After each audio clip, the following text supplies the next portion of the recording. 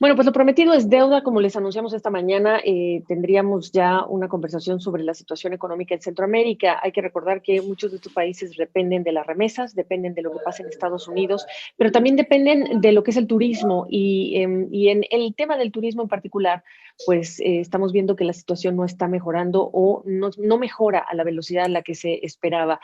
Responsabilidad cae mucho en las variantes de COVID-19 y en el temor de los países de importar este tipo de variantes cuando resulta que son más contagiosas, y la llegada de las vacunas pues está ocurriendo en nuestra región prácticamente a cuentagotas, si consideramos que en Estados Unidos se están vacunando diariamente en promedio 1.600.000 personas. ¿Qué le espera? ¿Cómo se va a ver esta región en los próximos meses? ¿Cuáles son esos desafíos? Le agradezco ya a Jonathan Mencos que nos acompaña esta mañana, director ejecutivo del ICEFI, que es el Instituto Centroamericano de Estudios Fiscales. Hace mucho no te veía. ¿Cómo estás, Jonathan? Hola Gabriela, muy bien, muchas gracias, con bastante trabajo y haciendo nuestro mejor esfuerzo en el contexto que De estamos esta viviendo, pero pandemia. un gran gusto Sí, verte. igualmente. Bueno, preguntarte cómo se ve la región, cómo se ve Centroamérica en función de su dinámica interna y en función de la dinámica externa. Bueno, el año 2020 comienzo diciéndote porque estamos ya conociendo las primeras cifras de cómo terminó el año y fue un año catastrófico con un promedio de caída del Producto Interno Bruto de más o menos 6.5%, con economías que sufrieron mucho más, como Panamá, El Salvador, Honduras, muy vinculadas al comercio exterior, al turismo, a las remesas. Y encontramos también que en el año 2020, de acuerdo a nuestras estimaciones, se pudieron perder alrededor de 1.8 millones de empleos. La gran mayoría, 6 de cada 10 empleos vinculados con micro, pequeñas y medianas empresas, lo que complejiza el proceso de recuperación de estas pequeñas unidades productivas. Y encontramos que también más o menos 4 millones de personas pudieron sumarse a las condiciones de pobreza en las que ya habita más o menos la mitad de los centroamericanos. No es raro ver esas migraciones forzadas hacia Estados Unidos en un contexto como el actual. Y 2021, a nuestro juicio, tiene que ser considerado todavía un año de recuperación con programas de política pública, de asistencia, de apoyo al sector empresarial, a la sociedad en general, que puedan ayudar a compensar esta continuada caída del Producto Interno Bruto. Infortunadamente, y con eso cierro, lo que encontramos es que los presupuestos públicos son muy débiles para poder enfrentar la situación actual y ya se está observando esa debilidad con un rebote económico muy lento, muy débil, menos de 3.2% es el crecimiento en promedio esperado para este año. Ok, la ayuda de los gobiernos a sus poblaciones necesitará llegar de la ayuda de alguien más que apoye a los gobiernos, por lo que nos estás diciendo.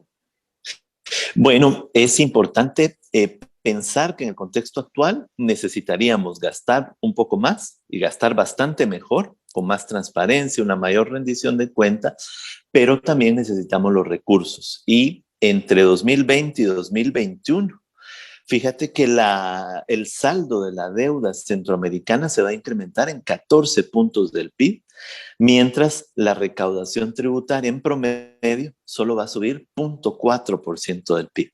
Hay que hacer que los estados en Centroamérica cobren mejor los impuestos que tienen, y en ese sentido hay enormes retos para luchar contra el contrabando, la evasión de impuestos, los flujos ilícitos de capitales, porque de lo contrario, la senda fiscal que está llevando Centroamérica es hacia la insostenibilidad. Y por supuesto que requerimos equilibrar las necesidades de gasto con las necesidades de aumentar los ingresos domésticos, ¿verdad? Los tributos en particular.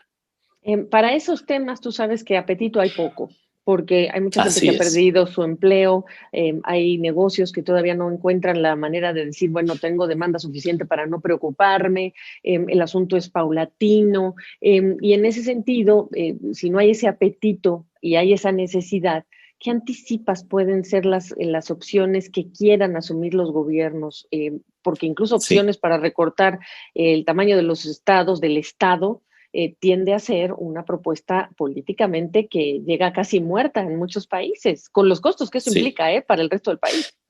Así es. Bueno, yo creo que la mayoría de gobiernos en Centroamérica le están apostando a que el nuevo gobierno en Estados Unidos, el gobierno del presidente Biden, logre sacar adelante los esfuerzos de reactivación económica de este país, porque eso se va a traducir en un incremento de las exportaciones y mucho más importante, en un incremento probable de las remesas familiares, que al final son los dos motores que intentan compensar la carencia de un mercado doméstico centroamericano mucho más fuerte, de la necesidad de construir una clase media que tenga capacidad de consumo, pero también de innovación, de producción. Entonces, Centroamérica está esperando que le vaya bien a Estados Unidos, a Europa, a México, porque hacia allá van los destinos, es el destino de las principales exportaciones y también de los trabajadores. Eso es una pena, porque además estamos cumpliendo 200 años este año de vida independiente de España, pero en realidad continuamos teniendo economías sumamente dependientes de lo que puedan hacer el resto de estados y el resto de países por nosotros. Sí, definitivamente esa ha sido la constante, por decirlo de alguna manera. El factor político, el factor de las elecciones, ¿qué peso tiene en el tipo de decisiones que se van a tomar cuando hablamos de recursos públicos, etcétera, Jonathan? Bueno, sí, este año es un año de muchos procesos electorales. En marzo tenemos las elecciones municipales y legislativas en El Salvador. Tenemos en noviembre elecciones generales en Nicaragua y en Honduras, dos países que carecen hoy por hoy de mucha legitimidad en sus estamentos políticos. Y en febrero del 2022 son las elecciones en Costa Rica. Eso significa que este año va a estar o va a tener una importante incidencia en lo político, tanto en las inversiones privadas como en el gasto público, o las discusiones vinculadas con mejoras de los ingresos tributarios. Todavía, como bien apuntabas tú, ningún candidato gana elecciones diciendo que va a aumentar los impuestos, ¿verdad? Entonces, lo que probablemente tengamos es una disminución de las expectativas de inversión privada, esperando a saber qué pasa. Por ejemplo, si Juan Orlando Hernández en Honduras va a intentar otra vez quedarse en el poder, eso tiene un impacto sobre Honduras, pero también sobre el resto de las inversiones en Centroamérica. Lo mismo estaría sucediendo en Nicaragua, donde desde 2018 hay una crisis política de una envergadura muy grande. Y en el caso de El Salvador, lo político hoy por hoy está siendo una variable importante porque se cree que el partido oficialista del presidente Bukele podría tener mayoría en el Congreso.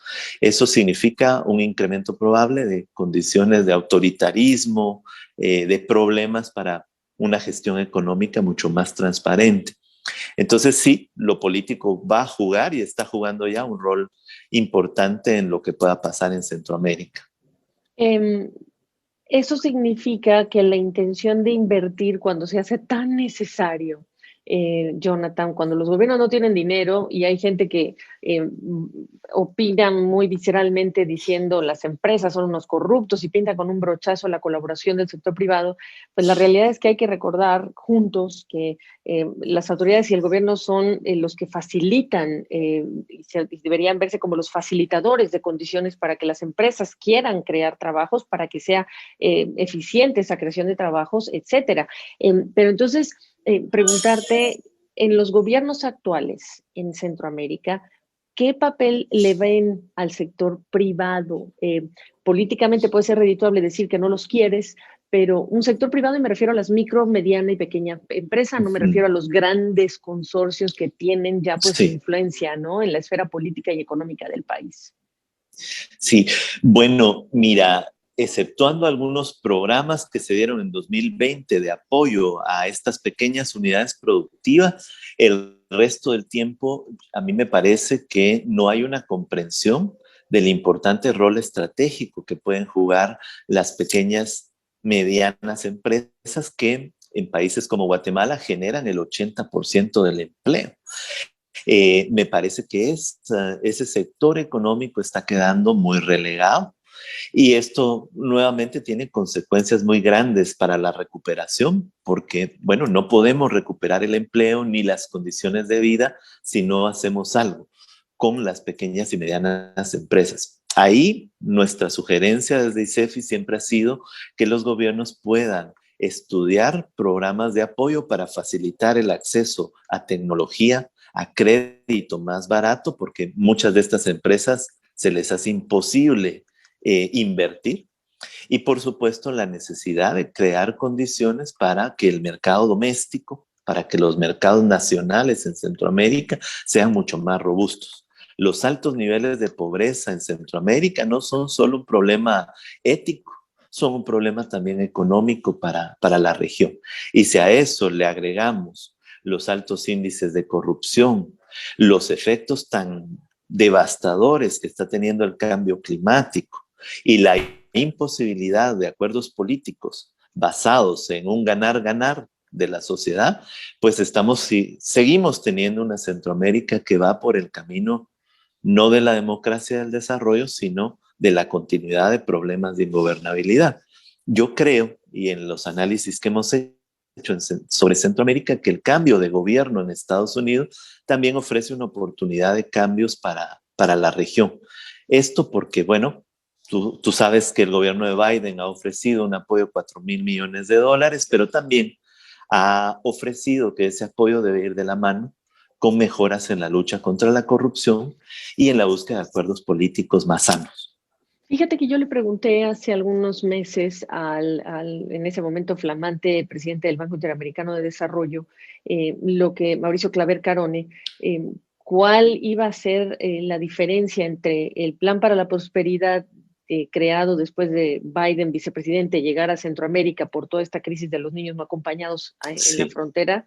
Y no me lo dijo puntualmente, pero no sé cuánto estás familiarizado con una iniciativa promovida por el legislador Richard Engel, que lo que implica es estar pendientes de las prácticas de corrupción de las autoridades y de los gobiernos.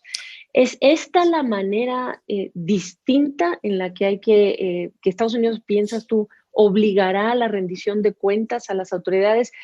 Por lo que ha pasado, yo te diría que lo veo como indispensable, ¿no? Porque hay mucha gente que siente que no ha pasado mucho realmente desde entonces.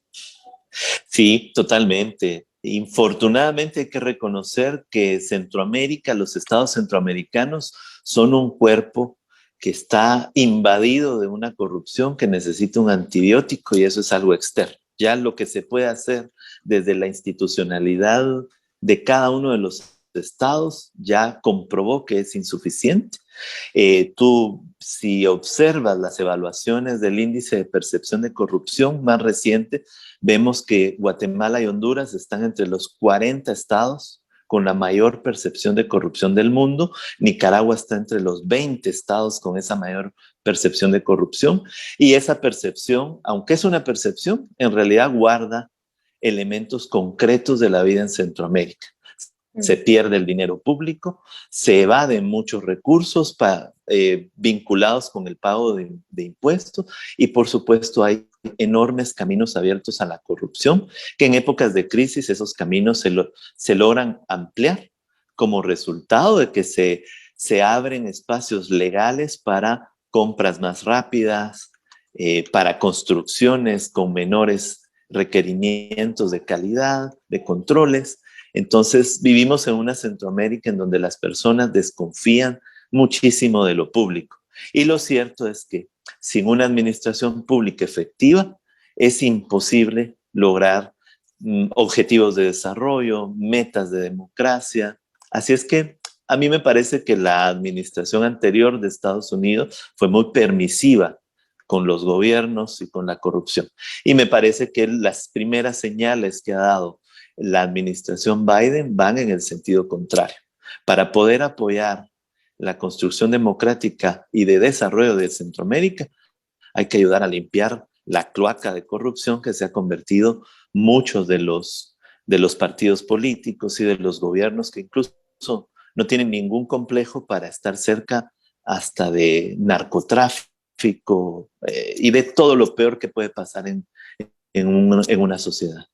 Y solamente para cerrar, hace poco cuando empezamos a ver nuevamente caravanas, y antes de que llegara Biden a la presidencia, las autoridades se limitaban a decir, vamos a hablar con estas personas para que no se vayan de su país. El problema es a qué se quedan, ¿no? Diría yo. Exacto. No estoy justificando, pero al final del día yo no me imagino ser una familia, una madre con un hijo pequeño que considera que es mejor arriesgarse con todos los riesgos que ya conoces tú y los casos trágicos que ha habido de asesinatos Sí, en Tamaulipas, etcétera, de migrantes de Guatemala, para ser precisa, pensar que eso es más seguro, que la tierra así prometida no es es. en casa, eso es delicadísimo, Jonathan, y yo Sí. siento que la narrativa no la han podido revertir las autoridades en estos países. No, y va a ser muy difícil porque las personas toman esa decisión en función de elementos concretos. No hay trabajo, hay violencia, hay extorsiones, no hay acceso suficiente a la educación o a la asistencia social y por lo tanto asumen el riesgo de que viajando a Estados Unidos van a encontrar algo un poco mejor que lo que están viviendo en sus países. Yo creo que en realidad hay muchas posibilidades de que Centroamérica salga adelante, pero no podemos salir adelante haciendo exactamente lo mismo que nos tiene acá. Y Centroamérica necesita aumentar sus inversiones en salud pública, necesita aumentar sus inversiones en educación, capacitación, lo que ya hablábamos, incrementar las inversiones en innovación económica para atender esas necesidades de cambio en la producción que necesitamos para generar más empleo. Y eso, todo eso requiere de una política fiscal diferente. Una política fiscal en donde se recaude más, se recaude mejor, se paguen más impuestos los que tenemos más recursos y por supuesto que haya mucha transparencia para ganar la legitimidad que necesitan los gobiernos frente a sus sociedades. Y eso requiere pactos, reencuentros entre empresariado, movimientos sociales y sindicales y quienes están gobernando.